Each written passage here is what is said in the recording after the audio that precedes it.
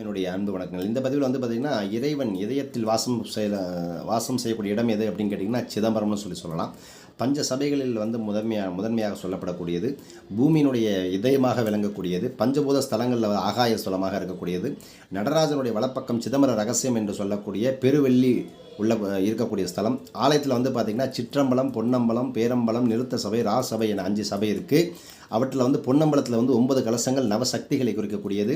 பொன்னம்பலத்தில் வந்து 18 தூண்கள், 18 புராணங்களையும், 64 சந்தன மரங்கள், 64 கலைகளையும், 2600 பொன் ஓடுகள், ஒரு நாளில் மனிதன் விடும் சுவாசத்தையும் இவ்வோடுகளில் வந்து திருவைந்தெழுத்து முத்திரையிட்டப்பட்டு இவ்வோடுகள் இணைக்கக்கூடிய 72,000 ஆணிகளை எல்லாம் பலகைகள் 224 எலும்புகளை எல்லாம் குறிக்கக்கூடிய அளவில் குறிச்சிருக்கு. ஸோ எனவே இந்த இறைவனுடைய இதயத்தில் நம்ம சிதம்பரத்தை வழிபட்டாவே போதும், இறைவன் நம் மனதில் வாசம் செய்கிறான் என்பது அதற்கு இருக்கக்கூடிய கல்வெட்டுகளை சார்ந்தது. ஸோ இறைவனை தரிசிக்க வேண்டும் என்றால் திருவாதிரை என்று கூடிய சிதம்பரம் நடராஜர் அப்படிங்க ஈசன்